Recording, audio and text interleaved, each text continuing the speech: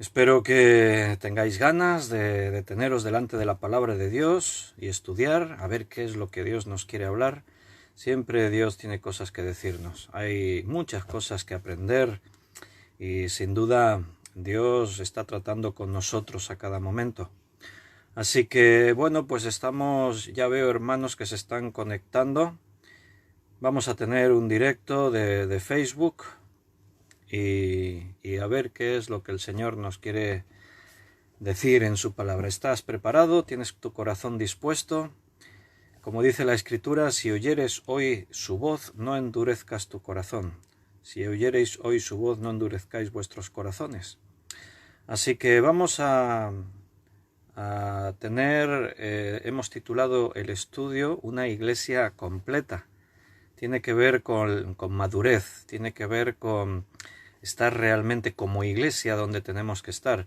Pero recuerda que la iglesia la formamos todos nosotros.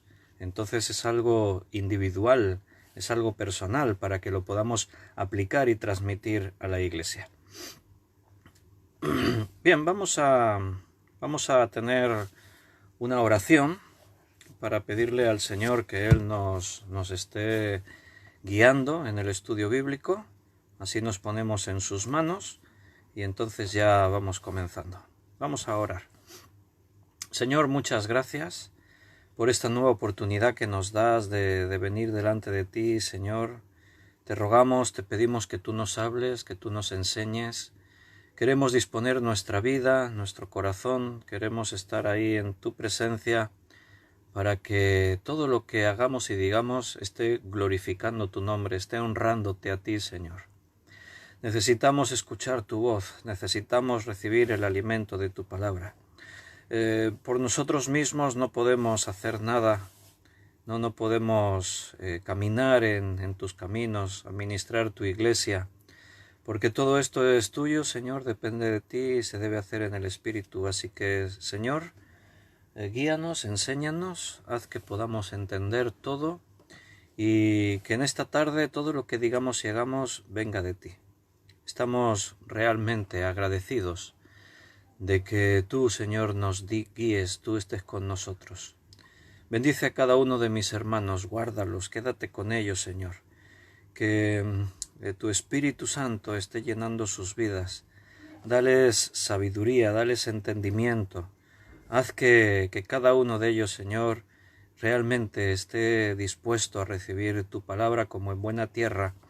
Y también que tú, Señor, nos des sabiduría, la sabiduría que viene de lo alto y que necesitamos. Muchas gracias por todo y guíanos, dirígenos. Te lo pedimos en el nombre de nuestro Señor Jesucristo. Amén. Bueno, mis queridos hermanos, ya estamos ahí preparados. Veo el saludo de Juan Vázquez. Buenas tardes, Juan, y de Beatriz también. Buenas noches, dice nuestra hermana Beatriz. Dios te bendiga. También Luz desde México. Buenas tardes, queridos hermanos desde allá, desde México. Y Ana Karina también. Y bueno, y todos los hermanos pues que se están conectando, que están ya escribiendo saludos. Vamos a abrir la Biblia en la carta a los Efesios, capítulo 4. A ver, déjame que miro una cosa. Como hemos dicho, hoy hemos titulado el estudio Una iglesia completa.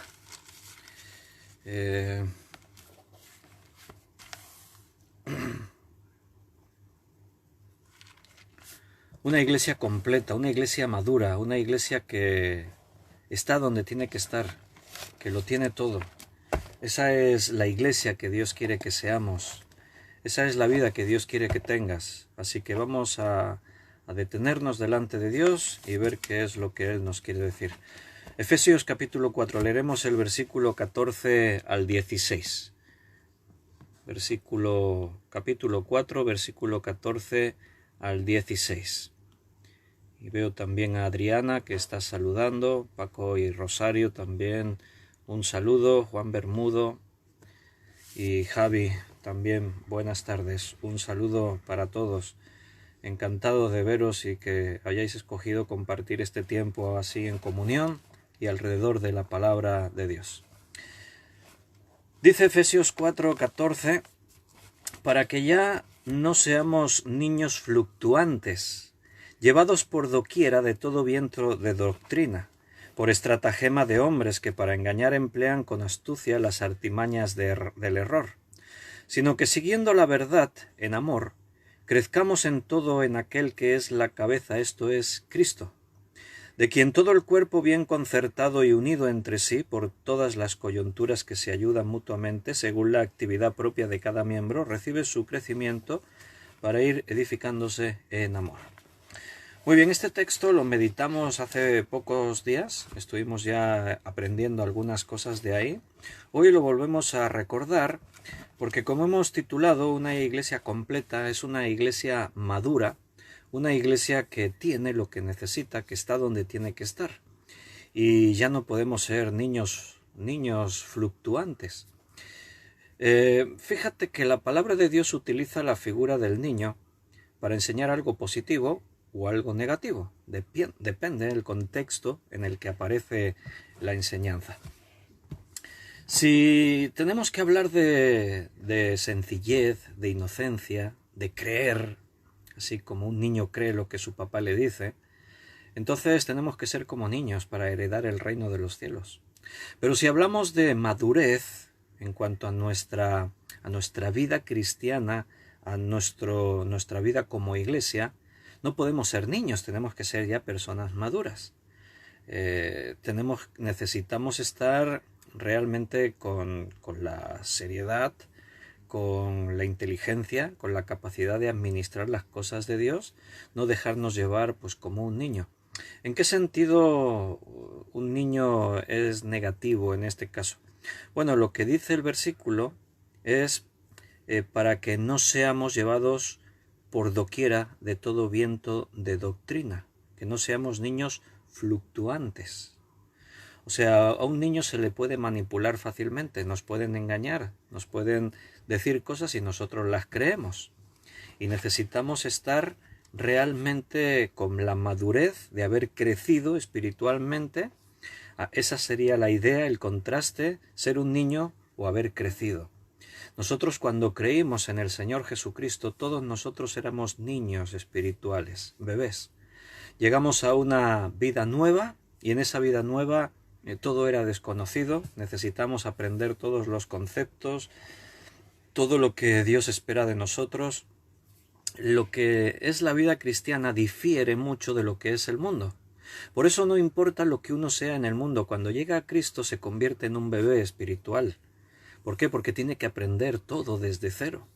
Da igual que tú en el mundo fueses un gran sabio, un gran estudioso, que tengas tus títulos universitarios, que seas una persona muy intelectual. Eso ahora en Cristo no influye en que ya tengas un grado. No, partes de cero como cualquier otro. Y al partir de cero necesitas que aprender todo de nuevo. Eres un niño. Pero un niño no se puede quedar niño, tiene que crecer, tiene que hacerse mayor, tiene que madurar, tiene de pronto que escuchar y recibir las cosas como son. Y entonces ahí es donde el Señor nos quiere llevar. Necesitamos estar aprendiendo, creciendo, madurando. Bueno, he seguido viendo algunos de los que os habéis seguido conectando y saludando. Nancy también, Nancy Ricard. Buenas tardes también, que junto con Beatriz nos ven desde Francia, están ahí conectada. Y Ana Rita, brasileña, pero residente aquí en España, también nos está saludando, así que buenas tardes también, Ana Rita. Me acuerdo que a veces cuando una persona famosa, una persona conocida, se convierte a Cristo, la iglesia cae en un error y rápidamente quieren poner a esa persona en un lugar visible para aprovechar el gancho que tiene. Si hay una persona famosa y de pronto es cristiana y lo ponemos al frente, va a ser un imán para atraer a gente, ¿no?, a la iglesia. Me acuerdo de un caso aquí muy conocido en España, seguramente en otros países pues también os hicisteis eco. Un cantante famoso que vivía aquí en España, en Barcelona, en Cataluña, por esta zona, se llamaba Peret, era su nombre artístico, Peret. Se le llegó a denominar el rey de la rumba catalana.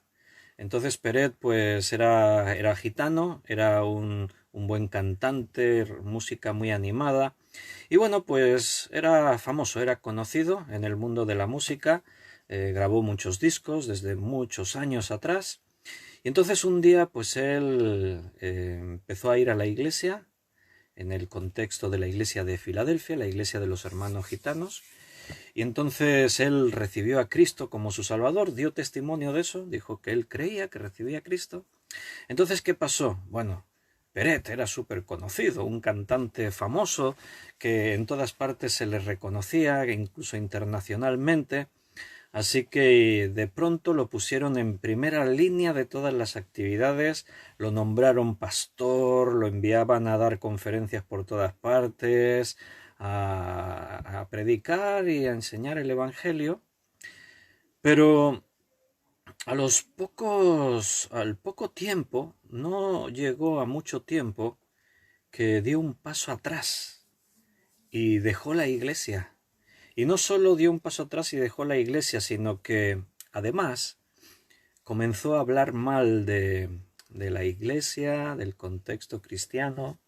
Incluso llegó a hacer cosas como que una de las canciones que él había compuesto para la iglesia, para Cristo, le cambió la letra y la transformó en una canción para el mundo.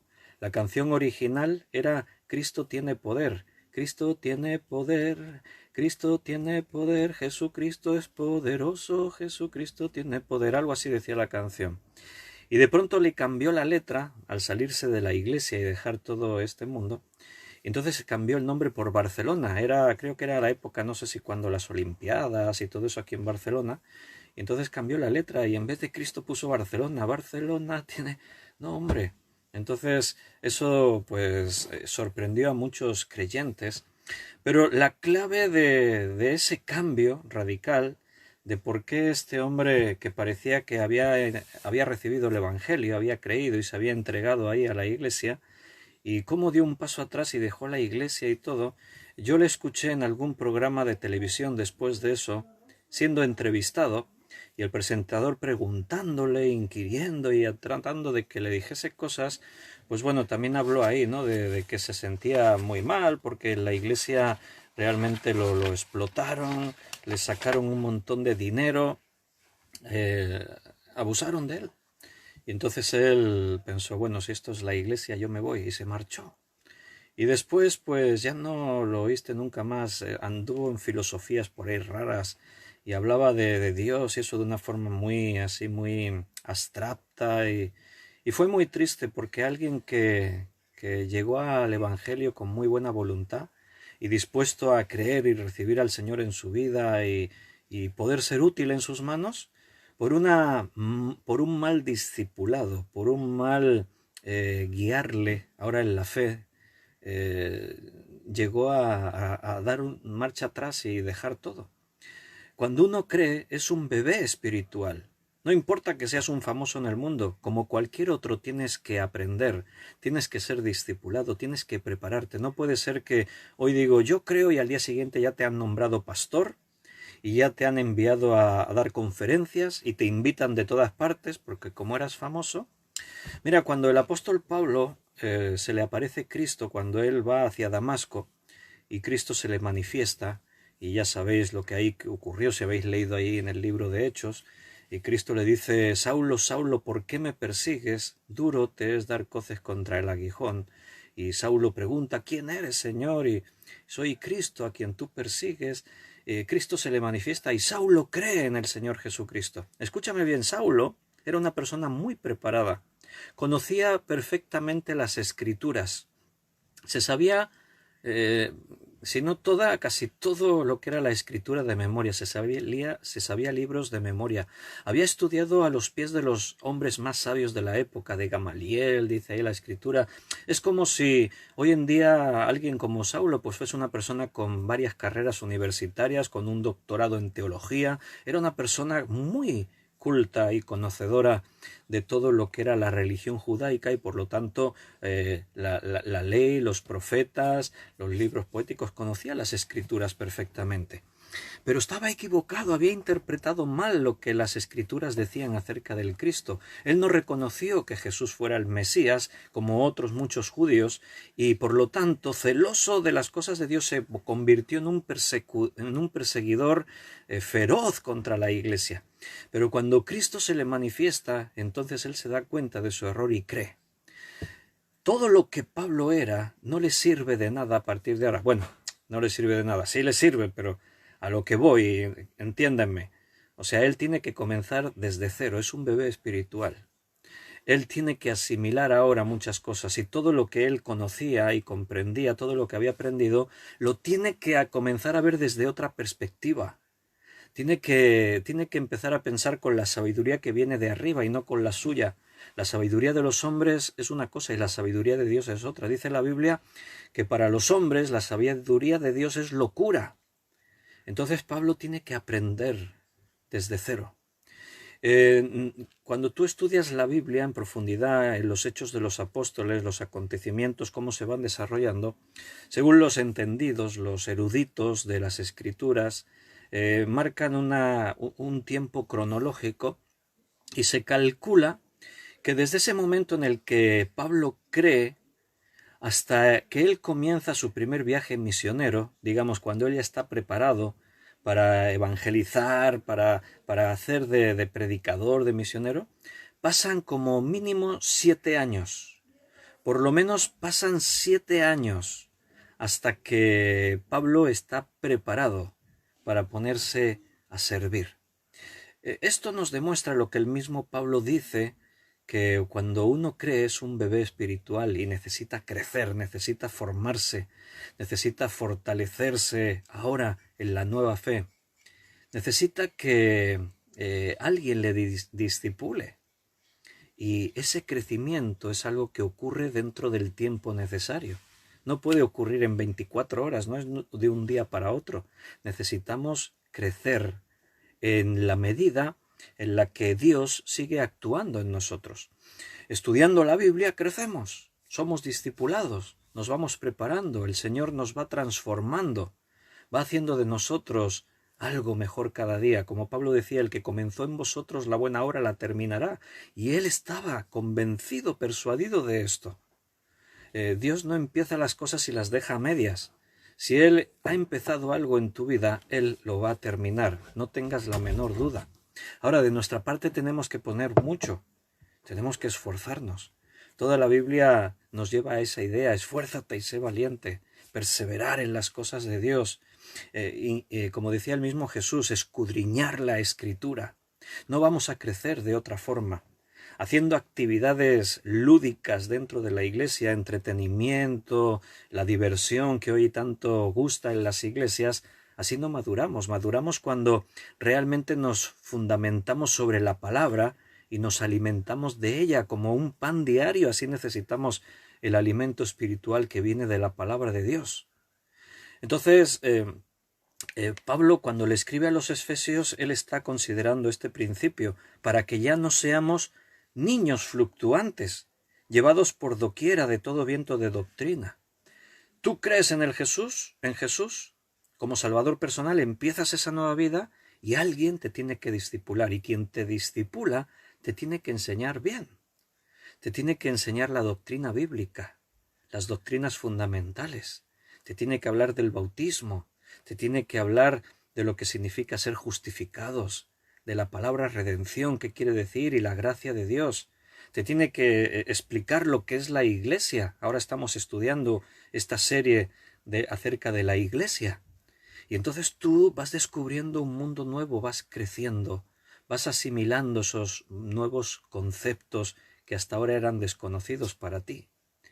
vivías en tu sabiduría, pero la sabiduría de Dios, que era otra cosa, ahora de pronto, wow, se descubre y tienes que madurar en eso, para ir dejando de ser niño y para ir convirtiéndote en una persona adulta, una persona preparada, para poder discipular a otros, para poder predicar el Evangelio con eficacia.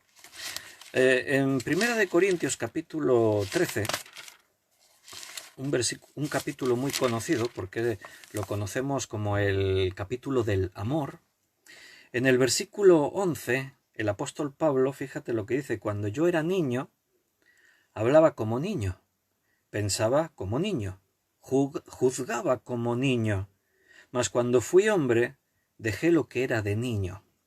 Está hablando espiritualmente y utiliza simplemente pues algo muy familiar para todos nosotros, que es lo que en la carne todos hemos experimentado. Todos fuimos niños un día. Todos nacimos como bebés y todos crecimos como niños. Y un niño es un niño. ¿Cómo se comporta un niño? Pues como un niño. Hay padres que tienen un conflicto a la hora de tratar con sus hijos porque algunos padres no entienden que los niños son niños. Los niños tienen que jugar, tienen que romper cosas, tienen que ensuciarse, tienen que, si van al parque, se tienen que tirar ahí al suelo con la tierra y tienen que... Son niños. Entonces tú, el padre, la madre, los tutores, tienen que saber tratar con un niño, conducirle. No le puedes dejar que haga lo que quiera, ¿verdad? Evidentemente. Pero ¿qué haces? Aún entendiendo que es un niño, tú tratas de conducirle, de enseñarle, de instruirle. Pero en la medida que es un niño. No puedes pretender que un niño se comporte como una persona madura de 30 años. No puedes pretender que un niño tome las decisiones en su vida como estás haciendo tú, que ya eres padre y que eres una persona madura, sensata, sabia. Bueno, algunos siguen siendo niños casi toda la vida y ese es un problema, porque de pronto hay en los matrimonios y en las familias, cuando se juntan dos niños, el padre y la madre se quedaron niños, bueno, pues es un desastre, es unos caos tremendos, ¿no? ¿Se entiende? Cuando uno llega a la fe, Pablo está utilizando esta idea, el concepto que en la carne hemos vivido todos y sabemos lo que es un niño y que no se queda como niño, sino que crece hasta que un día se hace adulto, y esto lo lleva al plano espiritual. Y entonces Pablo considera: cuando yo era niño, hablaba como niño, pensaba como niño, juzgaba como niño. Eso es lo que hace un niño. Si tú tienes un gato, no puedes pretender que se comporte como un caballo. Un gato se comporta como gato. Si tienes un perro, no puedes esperar que un perro se comporte como un mono. Un mono se comporta como un mono. Cada uno su naturaleza. Y si tú tienes un niño, no puedes esperar que se comporte como una persona adulta. Se va a comportar como un niño. Va a querer siempre comer chuches, va a querer siempre estar jugando a los videojuegos, le va a dar igual las cosas trascendentes e importantes. Él está en otro mundo, en su mundo es un niño. Cuando uno llega a Cristo, es un niño espiritual.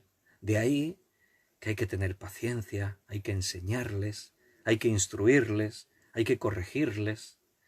Claro, un niño espiritual se supone que es una persona adulta, pero en su área espiritual es un niño. Entonces, ¿qué quiere decir? Que de pronto él sigue viendo las cosas espirituales a su manera. Él de pronto piensa: yo creía que esto era así, pues yo pensaba que esto era de otra forma. ¿No te ha pasado a veces, hermanos, que estáis en la iglesia y a lo mejor llega alguien nuevo de la calle y comienza a venir a la iglesia, da profesión de fe, se habla con él, se le habla del Evangelio, dice: sí, yo creo en Jesucristo como mi Salvador, yo quiero seguir a Jesucristo? Es curioso cómo reaccionan a veces estas personas. De pronto llegan a la iglesia, descubren el Evangelio, empiezan a caminar.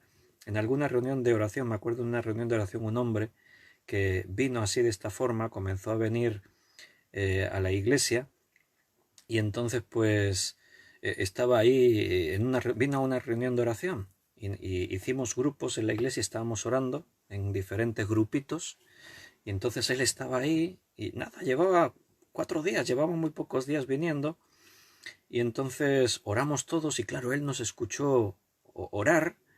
Y entonces él también quiso orar, se puso a orar, pero imagínate, no sabía, ¿no? Y entonces pues hizo una oración al estilo católico, apostólico romano. O sea, mezcló ahí un poco de oraciones ya hechas, mencionó hasta la Virgen, y por la Virgen no sé qué, no sé cuántos. Que, claro, allí nadie se enfadó, no le dijo, oh, uy, ha dicho no sé qué de la Virgen. No, hombre, no nos escandalizamos. No sabía hacer de otra forma y lo hizo como pudo. Es que es un bebé espiritual. No puedes esperar que se comporte como un hombre adulto, espiritualmente hablando. Se le tiene que instruir, se le tiene que enseñar, tiene que aprender a caminar en la fe. Hace poco estábamos estudiando y decíamos que aprender a caminar no es fácil. La ley de la gravedad tira para abajo de nosotros y el bebé anda ahí que se cae, que se levanta, que se vuelve a caer. Mantener el equilibrio, nuestro sistema del equilibrio es complicado. Nosotros ya sabemos caminar y no le prestamos mayor atención. Pero la verdad es que es muy sofisticado nuestro sistema de equilibrio. Dios diseñó en nuestro cuerpo de una forma sorprendente.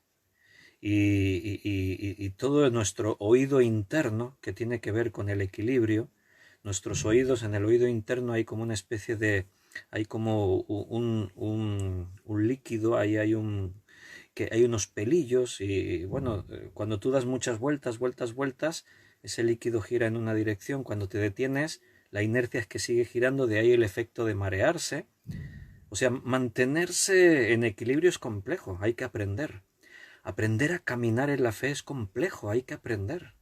Pero si estás dispuesto, tienes que crecer. Lo que jamás se puede hacer es quedarse un niño espiritual. Un niño es ingenuo, o sea, no tienen conocimiento, sabiduría para poder escoger, elegir. Entonces un niño es ingenuo. Si tú vienes y le dices a un niño, cómete esta bolsa de chuches que te va a ir muy bien para tu salud, él se la come. ¿Por qué? Él no raciona el momento y dice, no, pero esto será demasiada azúcar para mí. Además, estos productos están llenos de conservantes, colorantes, cosas que no son del todo sanas.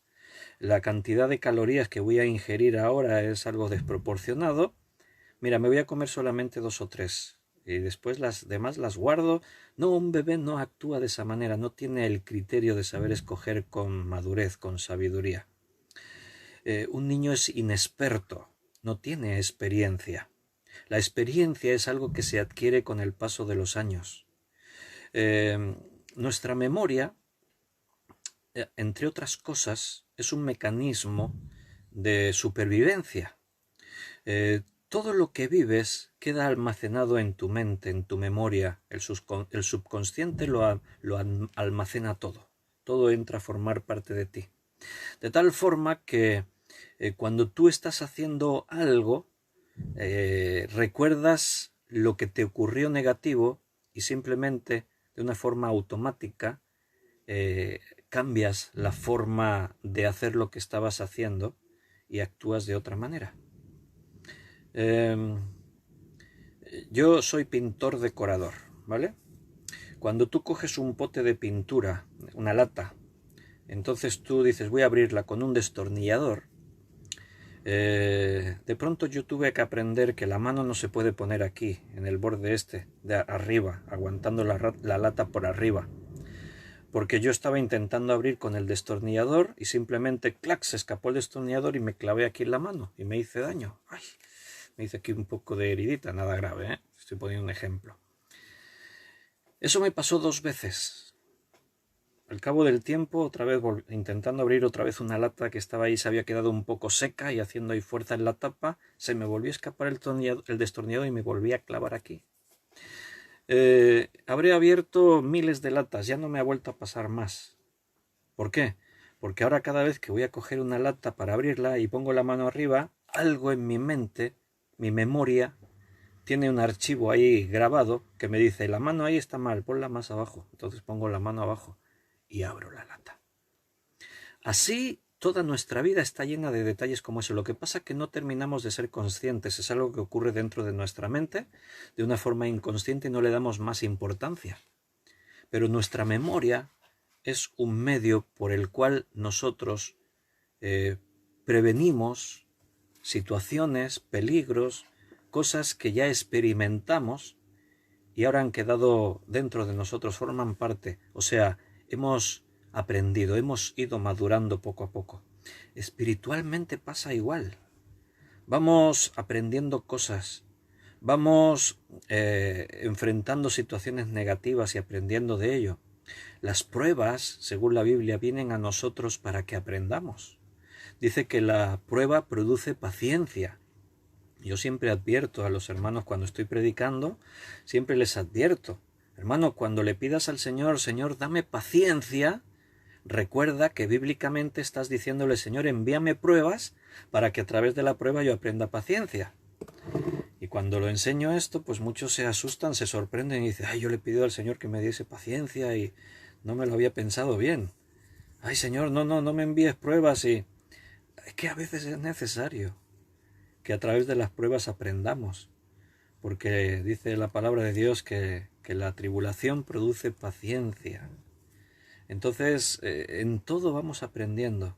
Un niño es ingenuo, un niño es inexperto, no tiene experiencia, necesita ir aprendiendo. Por eso un recién convertido no puede ser un pastor o no se puede poner a predicar, porque tiene que aprender. No importa que sea un hombre famoso en el mundo, un cantante famoso, un político renombrado. No, en Cristo ahora parte desde cero, es un bebé espiritual y necesita crecer. Un niño actúa, obra de forma irreflexiva, actúa por impulsos. Eso me gusta, lo quiero. No piensa. O sea, muchas veces el padre o la madre le tienen que explicar al hijo.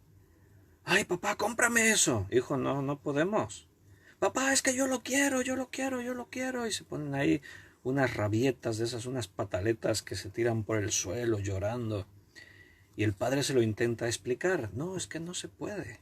¿Tú sabes cuánto cuesta eso? No podemos. ¿Tú sabes que eso es peligroso? Los niños no consideran esas cosas, simplemente lo quieren. Son irreflexivos. Actúan de una forma imprudente. Un niño cruza la calle corriendo sin mirar, le falta experiencia, no contempla los posibles peligros. ¿Os han atropellado alguna vez un coche cuando erais niños? A mí me atropellaron una vez y por lo menos una o dos veces más estuvieron a punto por cruzar la calle corriendo sin mirar. Me acuerdo una vez que me atropelló un coche. Iba desde mi casa, creo que iba mi hermana y yo era pequeño, no sé, quizás tendría 7, 8 años, y íbamos, mis padres tenían un kiosco de estos de helados en un paseo, aquí en Valls, y entonces íbamos mi hermana y yo hacia este lugar, y cuando estábamos cerca, entonces yo ya dejé a mi hermana y salí corriendo. Y donde estaba el kiosco de mis padres había una calle primero. Y yo, tal como llegué corriendo, ni miré ni nada, crucé y venía un coche y me dio un golpe y me lanzó por el aire. El coche me golpeó y frenó y yo salí despedido volando por el aire y al caer me dio un golpe en la boca y me reventé el labio aquí por dentro. Me hice una herida en el labio así por dentro. Y claro, cuando se oyó el frenazo del coche y gritos de personas... Y mis padres salieron corriendo y me vieron allí por el suelo tirado, sangrando por la boca, pues imagínate qué susto, ¿no? Se pegaron. Estaba bien, no me pasó nada, reboté, salí ahí volando por el aire, solo pues tenía esto, una herida aquí en el labio. Me dieron un helado para ponérmelo así fresquito y eso. Bueno. ¿Alguno lo atropelló un coche así de pequeño? A muchos niños les pasa eso. Si no te atropellan, están a punto. ¿Por qué? Cruzas sin mirar, te da igual, no eres consciente de los peligros, actúas de una forma totalmente irreflexiva, no piensas las cosas, si esto es prudente, si no es prudente, si es peligroso, si no es peligroso. Seguro que Casi todos los niños tienen eso del ángel de la guarda, ¿lo habéis oído? Que hay un ángel de la guarda cerca de cada niño y tal. Bueno, tiene un fondo bíblico. Es una vez que estudiemos sobre ángeles, tenemos por ahí algún estudio acerca de los ángeles, y tiene un fondo bíblico eso de pensar que los ángeles nos cuidan, nos guardan, nos protegen. Pues seguro que a los niños tienen faena los ángeles para cuidarlos, porque hacen de cosas peligrosas. Acuérdate cuando eras niño. Hacíamos de cosas peligrosas. Si estamos vivos es porque Dios envió a sus ángeles para cuidarnos. Porque la verdad es que pasan menos tragedias a nivel infantil de niños de lo que podrían pasar. Nosotros cogíamos ahí en el barrio donde vivíamos las bicicletas, nos íbamos por ahí por los caminos, nos montábamos en nuestras pistas de bicicross para bajar por ahí a toda velocidad, saltar con las bicicletas, nos caíamos dando vueltas con la bici. No éramos conscientes, ni casco ni nada, ahí, a lo loco. Así son los niños. Cuando uno deja de ser niño, es más prudente, mide más las cosas, piensa las cosas antes de hacerlas, evalúa los riesgos, los peligros, si es conveniente, si no es conveniente. Un niño es inmaduro. ¿Qué es la madurez? Mira, cuando uno es maduro, lo que hace es tomar juicios acertados, es responsable, es prudente. Cuando toma decisiones son más acertadas, tiene un mayor porcentaje siempre de tener éxito en sus decisiones, porque es una persona madura. Un niño, recuerda, es todo lo contrario. Ingenuo, inexperto, irreflexivo, inmaduro. En este sentido negativo, la Escritura dice que ya no seamos niños. Lo hemos leído en Efesios 4:14. Para que ya no seamos niños fluctuantes, llevados por doquiera de todo viento de doctrina. Cuando yo era niño hablaba como un niño, pensaba como un niño, jugaba como un niño, lo normal. Pero ahora ya no soy niño. Cuando fui hombre, dejé lo que era de niño, dice el apóstol Pablo. La pregunta es, queridos hermanos, ¿dejasteis las cosas que eran de niños, espiritualmente hablando? ¿Dejasteis atrás la inmadurez, la ingenuidad, la inexperiencia, la irreflexión? ¿Cómo se aplica todo eso en el mundo cristiano? Mira, ingenuo. Tú escuchas por ahí a cualquier predicador en internet que está diciendo barbaridades, tonterías, y un ingenuo se lo cree. Dice, amén, gloria a Dios, aleluya. Este predicador, qué bueno que es. Me está haciendo reír un montón. No. Un ingenuo recibe todo. Recuerda lo que dice ahí Pablo, para que no seáis llevados por doquiera de todo viento de doctrina. Sale uno por allá con sus enseñanzas psicológicas, metafísicas, sobrenaturales, milagreros, y claro, tú lo escuchas y todo eso es como muy atractivo, misteriosas, cosas misteriosas, así de milagros, con promesas grandísimas para tu vida. Un niño espiritual recibe todo eso. Un niño que es inexperto, uno que ya fue cristiano pero sigue siendo inexperto, actúa sin reflexión, no piensa las cosas dos veces, tal como le sale lo hace, y todo eso trae muchos problemas en tu vida y en la iglesia. Bueno, ¿cómo estáis, hermanos? ¿Dejasteis la niñez espiritual?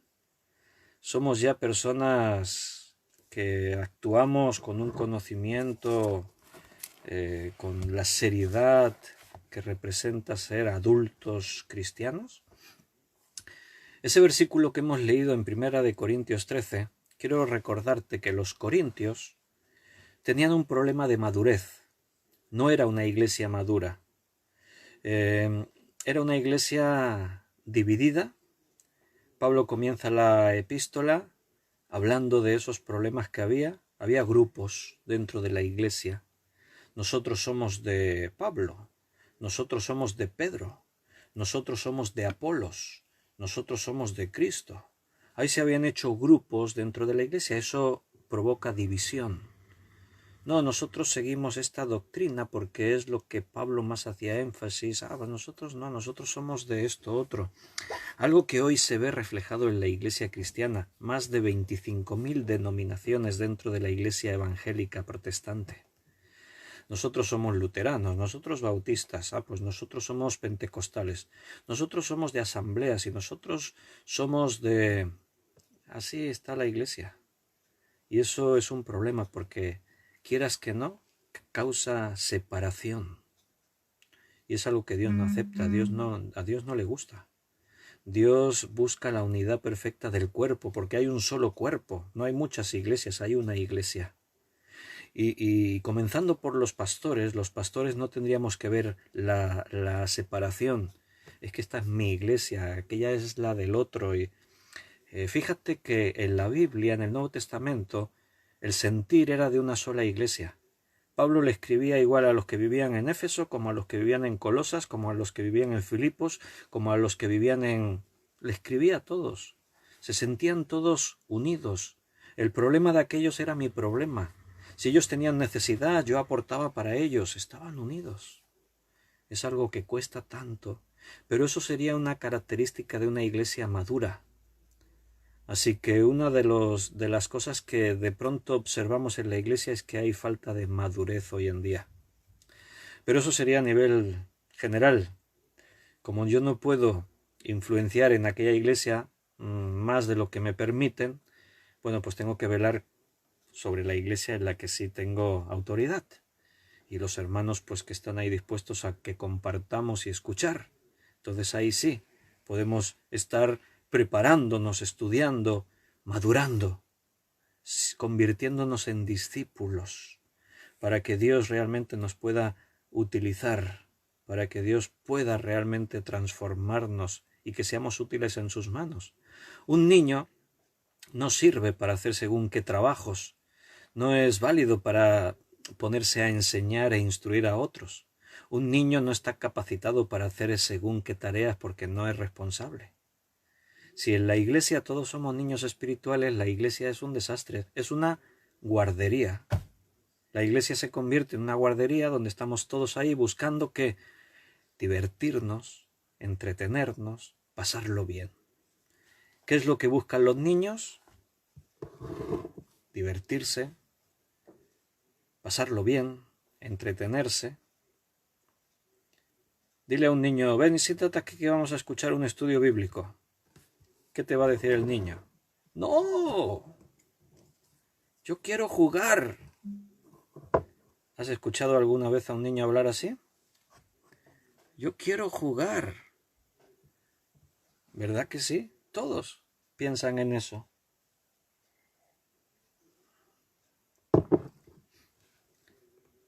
En las iglesias se percibe la inmadurez cuando los miembros lo único que buscan es ser entretenidos.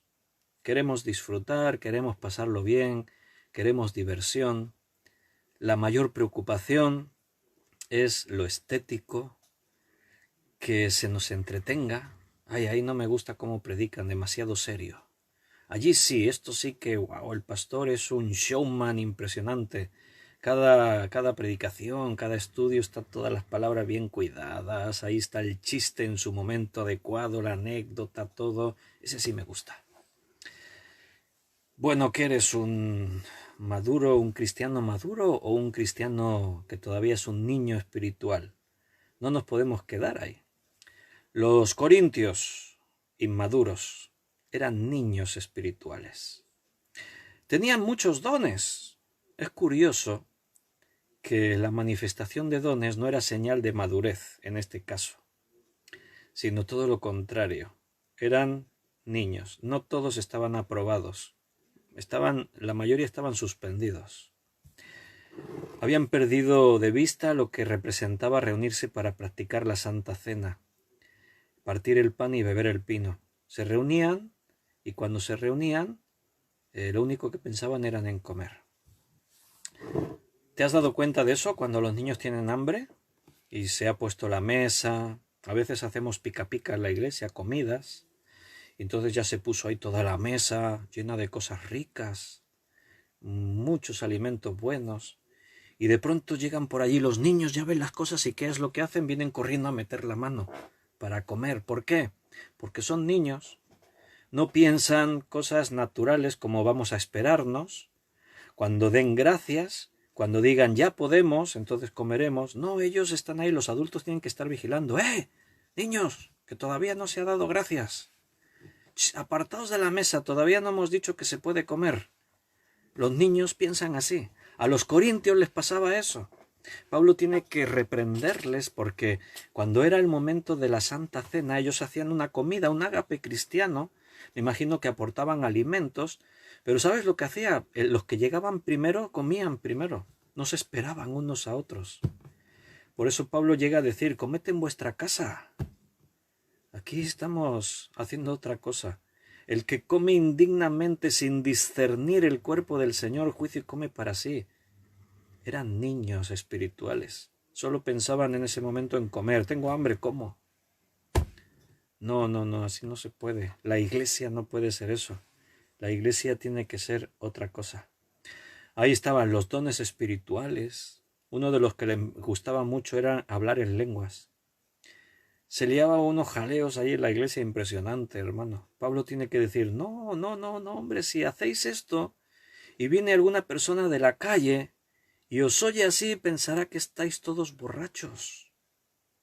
Mira, en la iglesia, si se habla en lenguas, tiene que ser uno o dos y siempre con intérprete. Siempre con interpretación de lenguas. Porque si no, no sirve. En la iglesia tenemos que saber lo que se dice, tenemos que entender lo que se está hablando.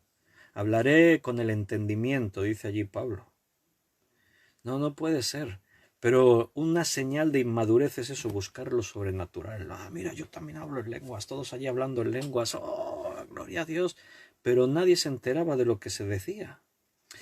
En el curso de hermenéutica que estamos haciendo, un día vamos a llegar a interpretar ese texto, porque es muy interesante que cuando dice allí, si se habla en lenguas, que haya interpretación, porque ahí la palabra interpretación, ahora no me voy a meter ahí a profundizar porque es más técnico y lo vamos a estudiar en el curso de hermenéutica, pero hay una palabra en el griego que se traduce que significa traducción, y hay otra palabra que significa interpretación. Y la que se usa en ese pasaje es interpretación. O sea, si tú estás hablando en lenguas, se nos tiene que explicar, no solo traducir, sino explicar lo que estás diciendo. O sea, cuando uno predica, está explicando lo que dice. No está solamente hablando así. Si yo leo la escritura, imagínate que yo tengo aquí una versión inglesa y vosotros necesitáis escucharla en castellano. Entonces yo voy leyendo, pero conforme leo traduzco. Entonces yo estoy leyendo en inglés, pero estoy traduciendo al castellano para que tú me entiendas. Pero no estoy explicando la escritura, no la estoy interpretando, la estoy traduciendo. A los corintios necesitaban aprender, por eso Pablo dice, es mejor que prediquéis la palabra, profeticéis. Es mejor. Porque si tocamos un sonido de trompeta incierto, el ejército no sabe qué tiene que hacer. Todo señales de inmadurez. Iglesias inmaduras. Hermano, mira a tu alrededor, así. Tristemente, hoy en día las iglesias, muchas de ellas, no sabría decir qué porcentaje, pero tristemente hay muchas iglesias inmaduras. Se han quedado niños espirituales, no crecieron. Y eso es un grave problema porque tenemos un ejército de niños que hay que llevarlos a la guerra espiritual, a luchar por la salvación de las almas, pero son niños. ¿Cómo los dejas ahí en el campo de batalla? Le van a dar golpes por todas partes el enemigo. Van a ser fluctuantes, llevados por doquiera de todo viento de doctrina. Ahora uno dirá para allá y todos para allá, y saldrá otro y dirá no, para el otro lado y todos para el otro lado.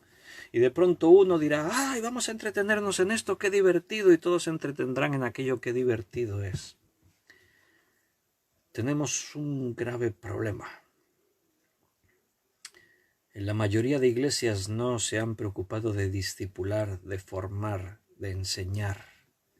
La predicación de la palabra tiene que ser algo constante. Necesitamos llenarnos de la palabra, recibir la palabra. Ahora yo quiero que penséis en vuestras iglesias o las iglesias que conocéis. ¿Cuánto alimento sobre la Biblia se da en esas iglesias? Piensa en alguna iglesia, en tu propia iglesia, en otras iglesias. ¿Cuánto tiempo se toma en la iglesia para instruir, para preparar, para alimentar bíblicamente de la palabra poderosa de Dios? Toda la Escritura es inspirada por Dios y útil para enseñar, para corregir, para redarguir, para instruir en justicia.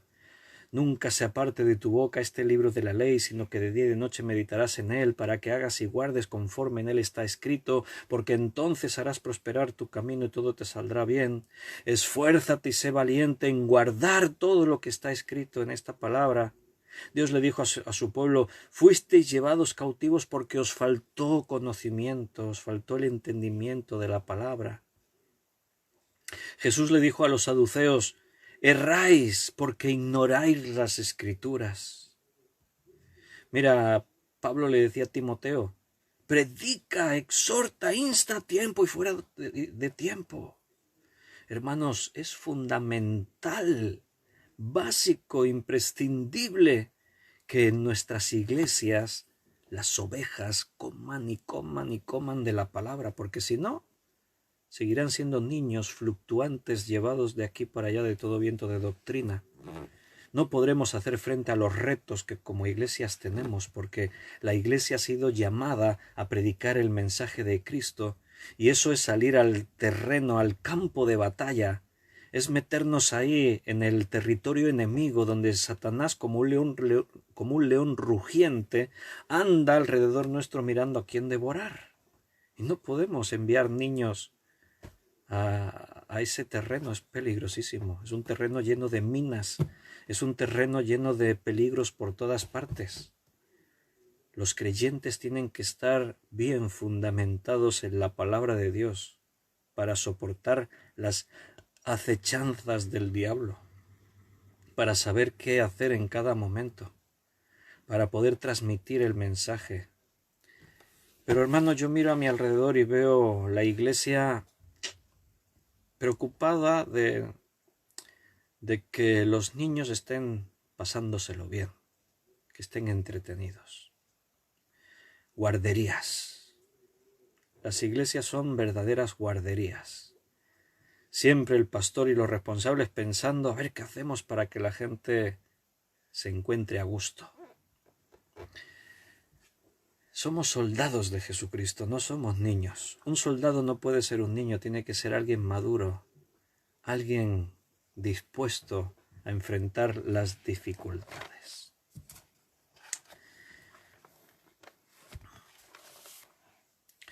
Mira, cuando en tu vida te ocurren cosas, a todos nos ocurren cosas todos los días, plantéate cómo actuaría un niño y cómo actúa una persona madura. Vamos a suponer que tienes un problema. Eres un niño, tienes un problema. Por ejemplo, un niño está jugando con su juguete favorito y de pronto se le rompe algo. ¿Qué hace el niño? No sé, papás que tenéis hijos, ¿qué suelen hacer vuestros hijos cuando se les rompe su juguete favorito? ¿Qué hacen? Yo lo que he podido ver es que lloran, lamentan lo que les ha pasado, se me ha roto el juguete, se ponen a llorar ahí y normalmente vienen corriendo y acuden al papá o a la mamá, que son los que les pueden dar una solución. ¡Papá! Vienen llorando, ¿no? Un drama impresionante, parece que la mitad del mundo se vino abajo. ¡Papá, se me ha roto! ¡Ay! Viene ahí un dramón tremendo, un drama impresionante, ¿no?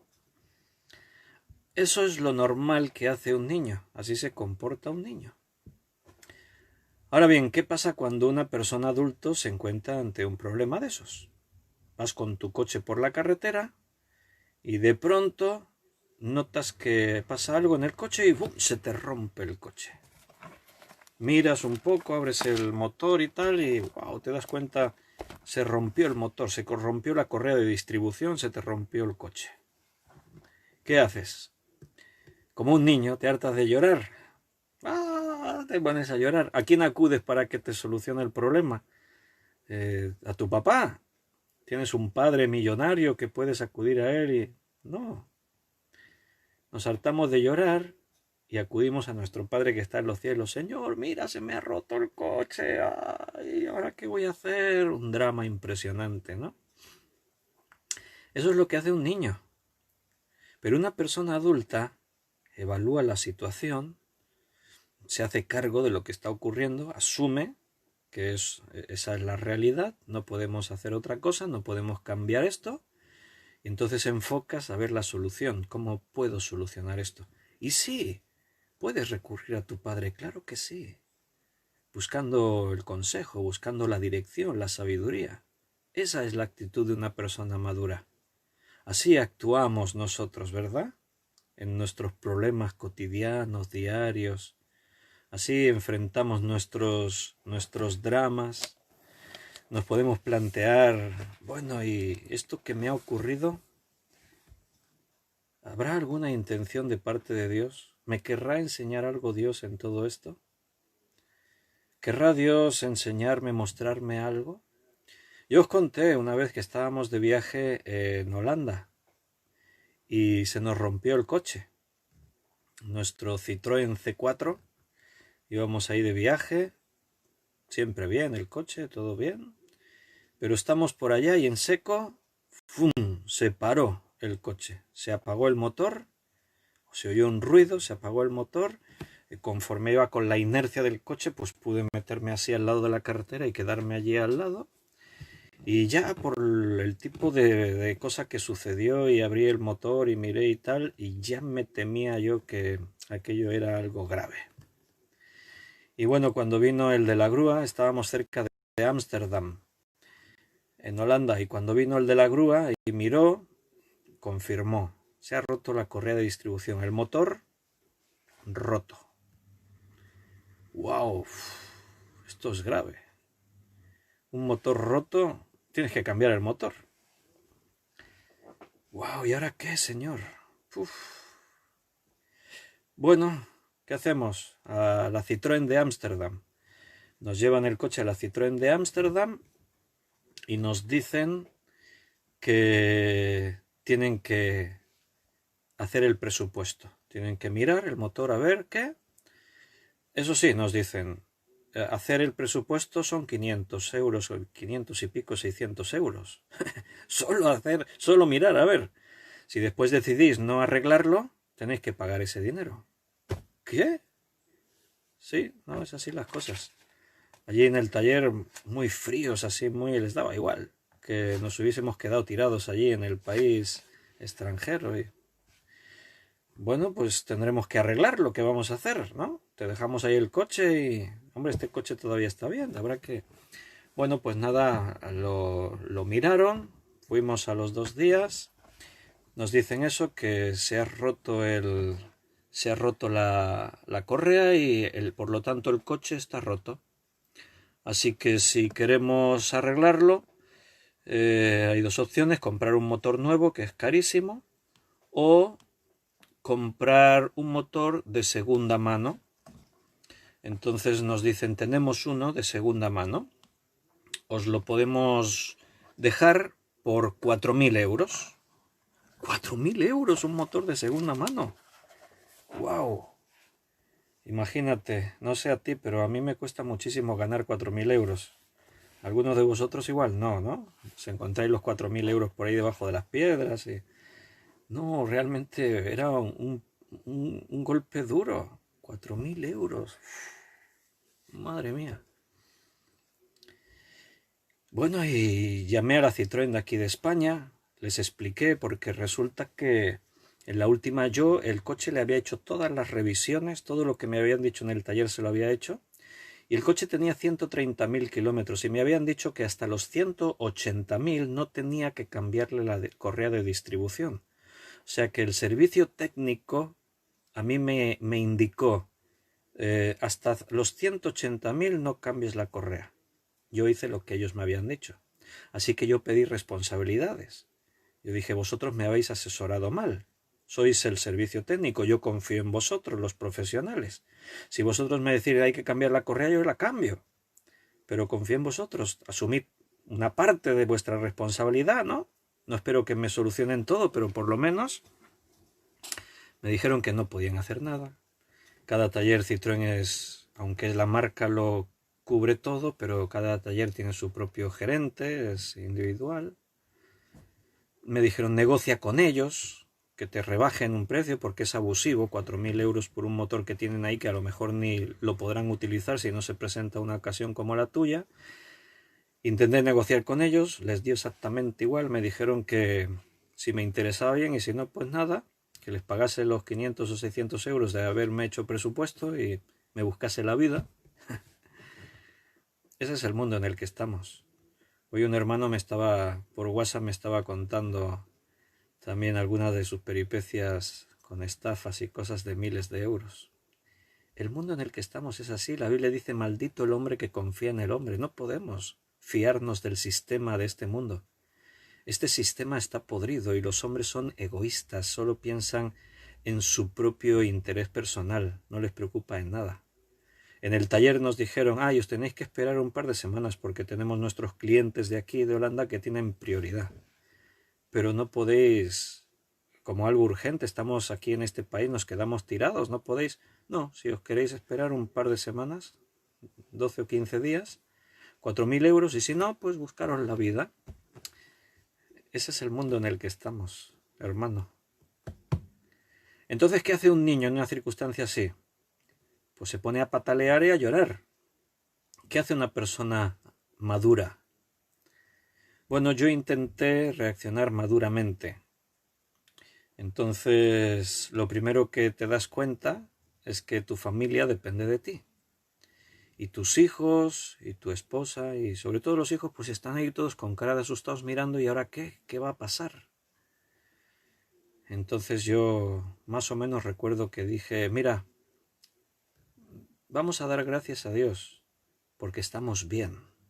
Eso es lo más importante. Si hubiésemos sufrido un accidente, alguna cosa, bueno, esto sería para lamentarlo, pero ¿verdad que estamos bien de salud todos? Se ha roto el coche, pero nosotros estamos bien, ¿no? Pues gracias a Dios. Lo material es material y Dios provee. Dios suple las necesidades. Así que vamos a estar tranquilos. Y no vamos a permitir pues que estos días la amargura o la tristeza nos embargan. No, estamos como familia juntos y vamos a disfrutar juntos como familia. Y todo lo demás lo dejamos en las manos de Dios. Dios es nuestro Padre, Dios sabe. Así que dijimos que arreglaran el coche. Quedarnos en Holanda nos suponía pagar mucho dinero por intentar buscar un apartamento o algo para 2 semanas. Así que lo que hicimos es que nos fuimos a casa de nuestros hermanos queridos que están aquí escuchando, Nancy, Ricard y Beatriz, que están ahí escuchando. Nos fuimos allí cerca de París, donde están ellos.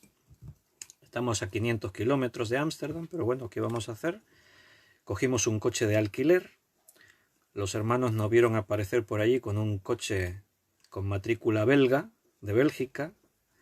Lo alquilamos en Holanda, pero tenía matrícula belga. Aparecimos con un coche por allí belga, ya cuando les explicamos nuestras peripecias, pues nos quedamos por allí con los hermanos unos días, disfrutamos de la comunión, pudimos compartir en algunas de las iglesias que ellos conocían por allí, conocimos hermanos nuevos, disfrutamos un montón. Por ahí también está María Luisa, que la conocimos por ese tiempo. ¿Ves cuántas bendiciones? De un problema, Dios trae bendiciones.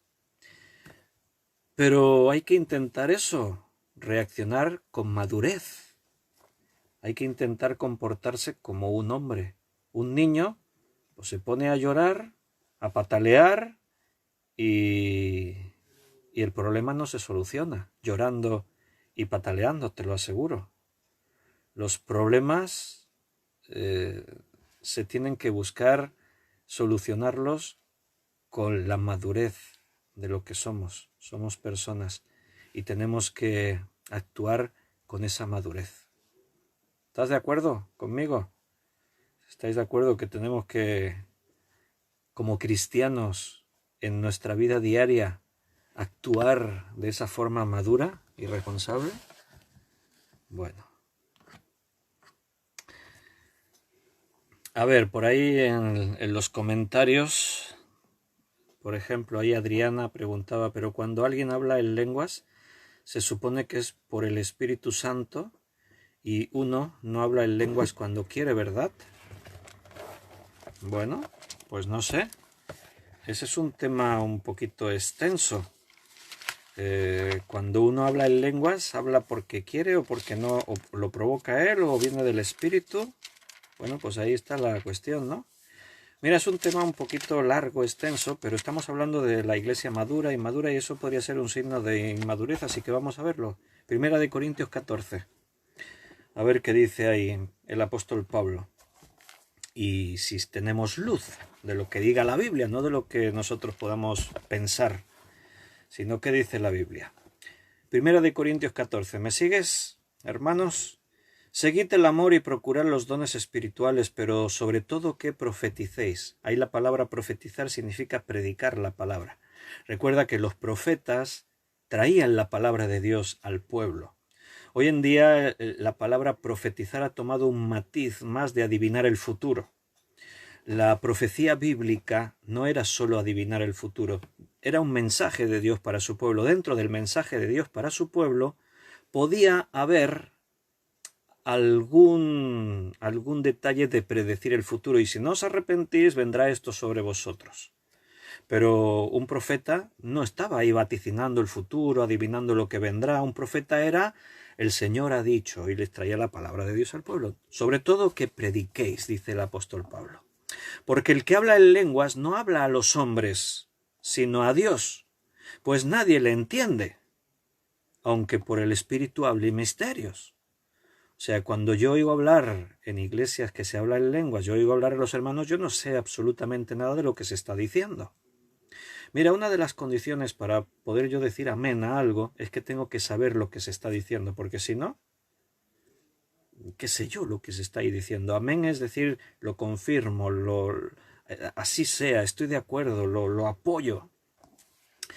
Pero el que profetiza habla a los hombres para edificación, exhortación y consolación. Mira, en solo 3 versículos ha quedado muy claro que es mejor, pero mucho mejor predicar la palabra que ponerse a hablar en lenguas. Eso es lo que dice aquí la palabra de Dios. Pero seguimos. El que habla en lengua extraña, a sí mismo se edifica. Puede ser que tú estás ahí y te estás sintiendo bien. ¿Por qué? Porque estás en un momento de comunión con Dios y estás ahí hablando y tal, y bueno, tú eres bendecido, pero eres tú, en tu momento privado, no en la iglesia. Pero el que profetiza edifica a la iglesia, el que predica la palabra está edificando a toda la iglesia. Hablar en lenguas en la iglesia no edifica. Eso es lo que dice aquí el versículo. ¿Lo entendéis? Así que quisiera que todos vosotros hablaseis en lenguas, pero más que prediquéis, más que profeticéis, porque mayor es el profeta que el que habla en lenguas, a no ser que las interprete para que la iglesia reciba edificación. Y ahí está esa palabra que yo antes te decía, interpretar. No es traducir, es distinto. Si Pablo hubiese querido decir, al ser una lengua extraña no sabemos lo que dice, necesitamos traducción, entonces habría aparecido otra palabra. Pero la palabra interpretar aquí, hermeneutiqué, significa dar una explicación. O sea, al final, predicar. Si alguien que habla en lenguas, que se predique lo que se está hablando. Eso es lo que Pablo aquí dice. Ahora pues, hermanos, si yo voy a vosotros hablando en lenguas, ¿qué os aprovechará? Si no os hablaré con revelación o con ciencia o con profecía o con doctrina. Si te hablo en lenguas no te va a servir para nada, no te vas a enterar de nada, no vas a crecer espiritualmente. Ciertamente las cosas inanimadas que producen sonidos, como la flauta o la cítara, Si no dieren distinción de voces, ¿cómo se sabrá lo que se toca con la flauta o con la cítara? ¿Sabéis tocar la flauta o la cítara? Sí, yo sé que aquí algunos saben tocar la cítara, sobre todo la cítara. La mayoría están pensando, ¿y qué es eso? Una cítara. Si tú no sabes tocar, yo tengo aquí la guitarra detrás.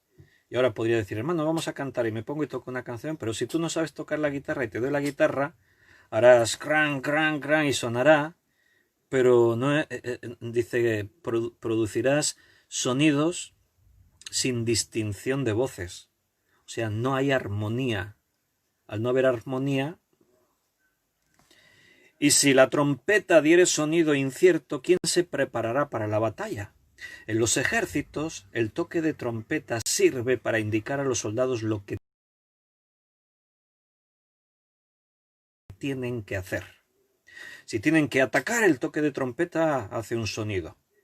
Yo me acuerdo cuando era niño y veía las películas de los vaqueros y los indios, el séptimo de caballería, sonaba la trompeta. ¿Te suena eso? Eso debía ser atacar. Iban todos ahí. Cuando las cosas se ponían feas y había que retirarse, el corneta, por órdenes del capitán o el general o quien fuera, toca retirada. Entonces tocaba y el sonido era retirada. Los soldados escuchaban el sonido de la trompeta, ¡vámonos! Y se retiraban. Pero ahora imagínate que el corneta no sabe tocar y el capitán le dice, ¡toca retirada! Y él empieza a tocar allí y le sale la sinfonía número 5 de Beethoven. Es que no me sé el toque de retirada cuál es. Voy a tocar aquí una canción de Louis Armstrong, que era un virtuoso de la trompeta. Pues sí, quedará muy bonito, pero en el campo de batalla los soldados necesitan tener instrucciones precisas. ¿Qué hacemos? ¿Para dónde vamos? Todo esto Pablo lo está diciendo para decir, si habláis en lenguas nadie se entera. Esto es desconcertante. Dentro de la iglesia se produce un caos, un sinsentido. La iglesia no se edifica. Así también vosotros, si por la lengua no diereis palabra bien comprensible, ¿cómo se entenderá lo que decís? Porque habláis al aire. Hermano, esto está en la Biblia, estamos leyendo lo que la Biblia dice, no es mi opinión. Yo he hablado con algún hermano que me defendía las lenguas a muerte y yo les he tratado de mostrar esto y casi que me pegan una paliza. Enfadados y no. Pero que no es mi opinión, que es lo que la Biblia dice. Que a mí me da igual. Habla las lenguas todo lo que quieras. Yo delante de Dios hago lo que tengo que hacer. ¿Entiendes? ¿Por qué esa obsesión no, es que esto es lo que yo creo y es lo que yo hago? Pero mira a ver lo que la Biblia dice. Está ahí muy claro. ¿Cómo se entenderá lo que decís? Porque habláis al aire. En la iglesia lo que se dice se tiene que entender porque el objetivo es que la iglesia crezca. La iglesia avance hacia adelante en conocimiento, en madurez, los que o vivís en vuestras iglesias o habéis visto en alguna iglesia cuando toda la iglesia se pone a hablar en lenguas, pregunto, ¿se cumple lo que está aquí Pablo diciendo o no? ¿Se entiende todo lo que se está hablando? Si no, sonido incierto, palabras al aire, no se entiende lo que se dice, ahí Pablo está siendo muy claro al respecto.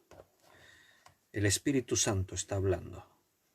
Tantas clases de idiomas hay, seguramente, en el mundo, y ninguno de ellos carece de significado. Que ese sería otro tema y ahí ya no me meto ahora en este momento. Hablar en lenguas, pero ¿en qué idioma? Yo hoy en día todo lo que oigo, el 99% son lenguas angelicales. Que, hermano, no quiero ofender a nadie, pero perdóname. Cuando yo oigo hablar a estos y dicen que son lenguas angelicales, me quedo con serias dudas. ¿Los ángeles hablan así? Según los expertos en lenguas, en idiomas humanos, en la fonética, las expresiones, yo he escuchado a expertos que han escuchado a evangélicos hablar en lenguas y han analizado el idioma y han dicho, esto no tiene ningún sentido. No hay normas de gramática ahí, no hay principios de fonética, no hay, aunque sea una lengua que desconocemos, pero hay una serie de principios que siguen un orden. Si tú repites monosílabos todo el rato, si tú haces... los expertos simplemente dicen se lo está inventando. Eso nos deja en una posición como muy de mal testimonio. En la Biblia, los pasajes claros que no dejan duda en los que se hablaron lenguas, como cuando el día de Pentecostés vino el Espíritu Santo sobre los creyentes, allí dice la Biblia que cada uno empezó a hablar en un idioma que no era el suyo, pero eran idiomas humanos. Hablaban para que todos los forasteros que había en Jerusalén entendiesen en su propio idioma el mensaje del Evangelio. Ahí había un propósito de hablar en lenguas. Se estaba interpretando el mensaje, se estaba predicando el Evangelio, cada uno en un idioma que no era el suyo propio. Y los que les escuchaban se sorprendían. ¿No son todos estos galileos? ¿Cómo les escuchamos en nuestros propios idiomas hablar de las maravillas del reino de Dios? ¿Cómo? Estaban maravillados. Pero recibían el mensaje. Estaban aprendiendo. Esa sí era un propósito de Dios. Ahí sí que Dios estaba actuando. Solamente aparece el concepto lenguas angélicas en 1 Corintios 13 y hay un margen de duda de que ahí se quiera decir que se puede hablar en lenguas angélicas.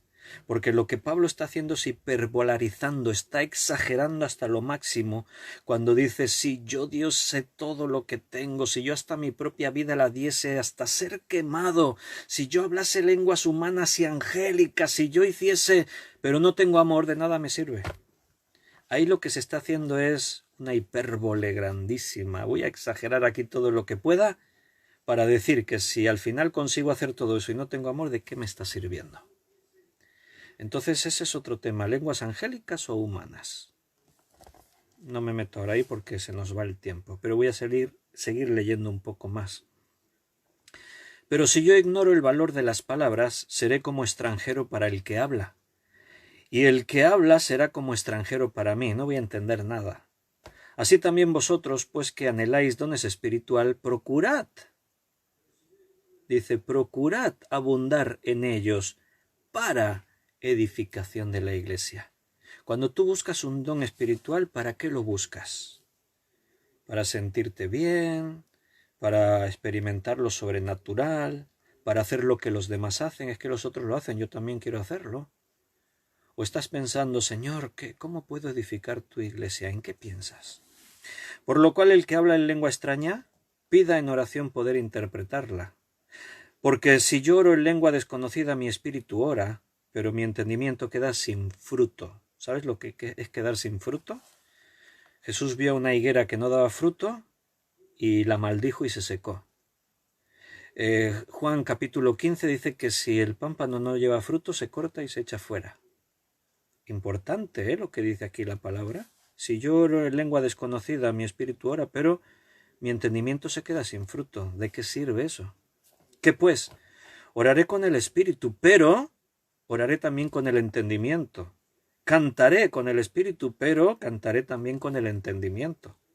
Porque si bendice solo en el espíritu el que ocupa lugar de simple oyente, ¿cómo dirá el amén a tu acción de gracias? Pues no sabe lo que has dicho. Hermano, nunca digas amén a una oración que no sabes lo que está diciendo. Te puedes estar haciendo cómplice de alguna barbaridad, de una mentira, una conspiración o una herejía. ¿Cómo puedes decir amén a algo que no sabes qué se está hablando? Dice Pablo aquí, Porque tú a la verdad bien das gracias, pero el otro no es edificado. Doy gracias a Dios que hablo en lenguas más que todos vosotros. Ahí se puso chulo Pablo, Yo hablo más que todos vosotros en lenguas. Pero en la iglesia prefiero hablar 5 palabras con mi entendimiento para enseñar también a otros que 10.000 palabras en lengua desconocida. Y ahora fíjate lo que dice, que es el tema, por eso ya me vine aquí, porque es el tema que estamos estudiando hoy, madurez en la iglesia. Hermanos, no seáis niños en el modo de pensar, sino sed niños en la malicia, pero maduros en el modo de pensar. Ahí tienes esas dos partes que antes dijimos. La Biblia puede utilizar la idea de ser un niño para bien o la idea de ser un niño para mal. ¿Para bien en qué? En cuanto a la malicia, un niño no actúa con malas intenciones, con malicia. Es inocente. Si tú le dices, mira, esto es así, va y se lo cree, porque eres el padre y si lo has dicho, pues se lo cree. Entonces, lo que Dios te dice te lo tienes que creer, tienes que ser como un niño. Pero tenemos que ser maduros en la manera de pensar. No nos podemos quedar como niños. Cuando era niño pensaba como niño, ahora ya soy adulto, ahora ya pienso como adulto espiritualmente. En la ley está escrito, en otras lenguas y con otros labios hablaré a este pueblo, y ni aun así me oirán, dice el Señor. Así que las lenguas son por señal no a los creyentes, sino a los incrédulos. Pero la profecía no a los incrédulos, sino a los creyentes. Pues si pues toda la iglesia se reúne en un solo lugar, y todos hablan en lenguas, y entran indoctos o incrédulos, ¿no dirán que estáis locos? Pero si todos predicáis, y todos profetizáis, y entra algún incrédulo o un indocto, por todos será convencido, por todos es juzgado. Lo oculto de su corazón se hace manifiesto, y así postrándose sobre el rostro, adorará a Dios, declarando que verdaderamente Dios está entre vosotros. ¿Qué hay, pues, hermanos? Cuando os reunís, cada uno de vosotros tiene salmo, tiene doctrina, tiene lengua, tiene revelación, tiene interpretación.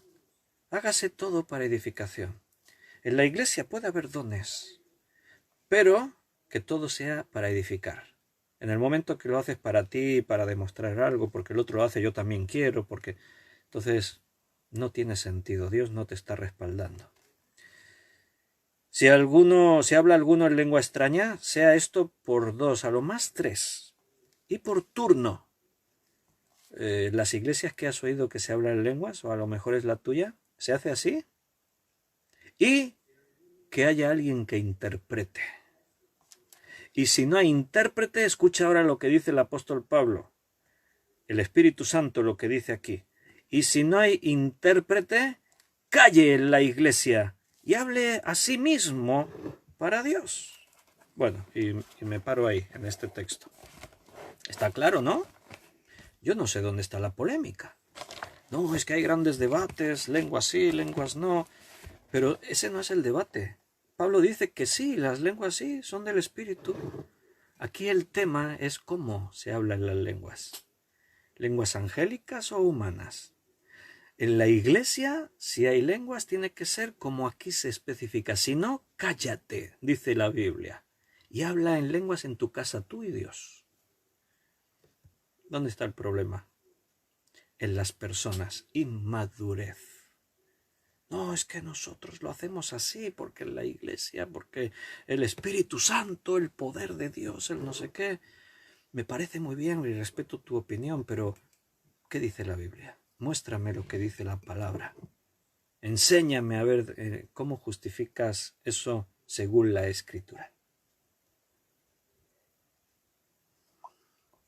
Adriana decía, pero el que habla en lenguas no habla porque él lo decide, habla porque el Espíritu Santo... bueno, yo creo que ya ha quedado claro, hermanos, que la persona sí decide. Si no, no podría Pablo estar diciendo, habla o no hables, calla, hazlo de esta manera o hazlo de la otra. No.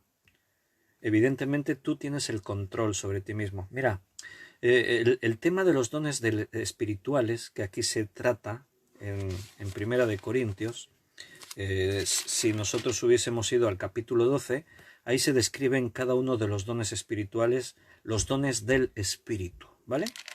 Ahora no puedo desarrollar el tema porque voy a terminar, pero te voy a puntualizar alguna cosa así muy rápidamente. Los dones del Espíritu, como dice la palabra, son del Espíritu. No son dones que posee la persona, ¿vale? Don de ciencia, don de palabra de sabiduría, don de hablar en lenguas, don de hacer milagros, don de fe, don de... etcétera, etcétera.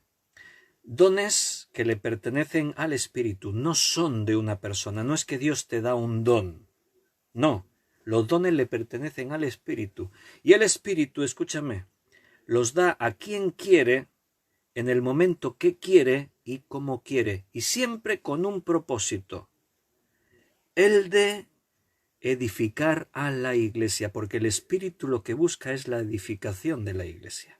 Amén.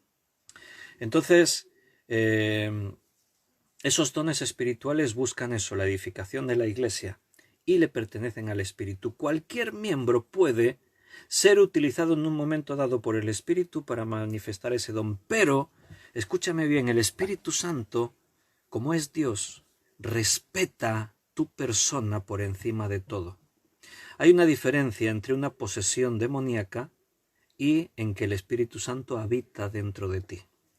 ¿Verdad que tú nunca has perdido el control sobre ti mismo? El Espíritu Santo se apoderó de tu mente, de tus miembros, y hacías cosas y hablabas cosas que no querías. No. ¿Sabes por qué? Porque Dios nos ama, y el amor establece un principio de respeto. La Biblia lo llama libre albedrío. Dios nos deja que actuemos como queramos. Él busca que actuemos en obediencia, pero por amor. Dios nos enseña, tiene paciencia con nosotros. Él nos lleva a que maduremos para que nos convirtamos en hijos obedientes. Pero Dios no nos violenta, no nos coge a la fuerza y... No, eso lo hace Satanás. Cuando Satanás posee a una persona, posesión significa apoderarse de. Mira, Apocalipsis 3:20, Jesús hablándole a la iglesia: he aquí, yo estoy a la puerta y llamo. Si alguno oye mi voz y abre la puerta, entraré a él. ¿Te das cuenta? Satanás pega una patada y se mete. Si le permite, se mete y te controla. Pero Dios nos respeta. Por eso el Espíritu Santo en tu interior se contrista, se apaga, pero en ningún caso se impone a la fuerza. Entonces los dones, el Espíritu Santo quiere que salgan, pero tú los controlas. No entras en trance y ahora me vino el gozo del Espíritu Santo y entro aquí en una histeria colectiva y nos revolcamos por el suelo de la risa y no puedo parar. Eso lo hace Satanás, no lo hace Dios. Cuidado en las iglesias que ocurre eso. ¿Quién está controlando eso? Dios no. O sea que a mí solo me queda otra opción, según la Biblia, Satanás. Entonces cuidado, no juguemos con fuego porque la gente se quema.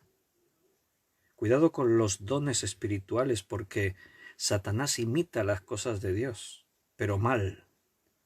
Entonces Satanás coge y se mete ahí y destruye cosas y hace heridas profundas.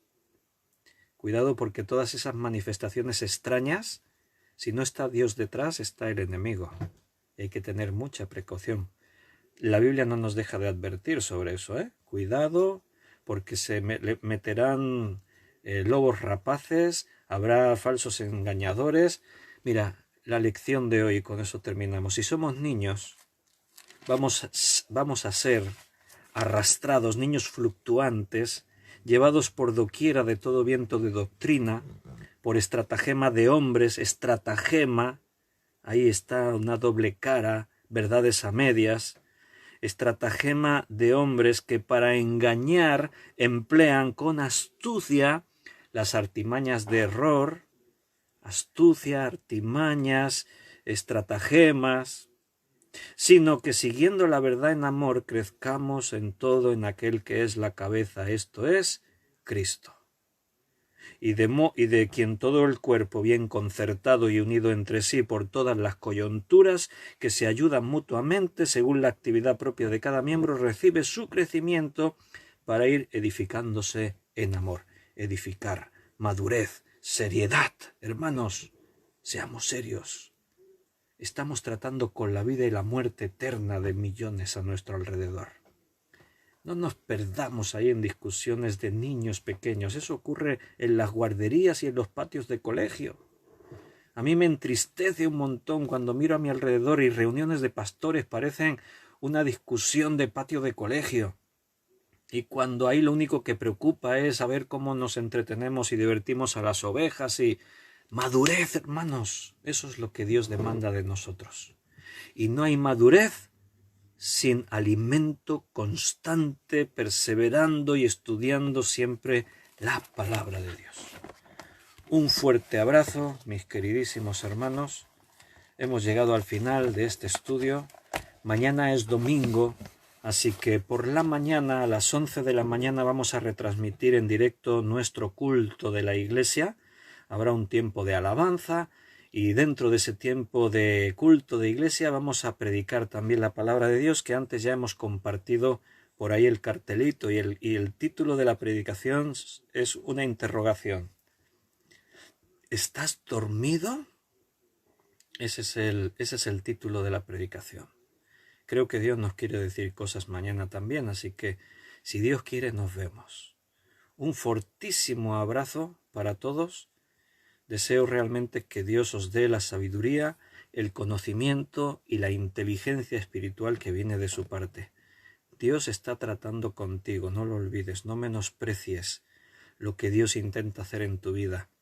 Guárdalo en tu corazón, todas estas cosas, y deja que Dios siga llevándote hasta donde Él quiere. No te preocupes por nada, Dios lo va a hacer todo. Tú solo déjate llevar por Él. Abre tus ojos y mira, y Dios te va a estar guiando. Un abrazo, mis queridos. Realmente os amo con el amor del Señor. Eso es algo que Dios hace, y somos un equipo, somos un cuerpo, somos una unidad. Aunque estéis en diferentes lugares, el milagro de Dios es que de razas diferentes, de pueblos diferentes, de lenguas diferentes, ha hecho un solo pueblo. Somos uno en el Señor. Que Dios te bendiga, mi hermano. Un abrazo.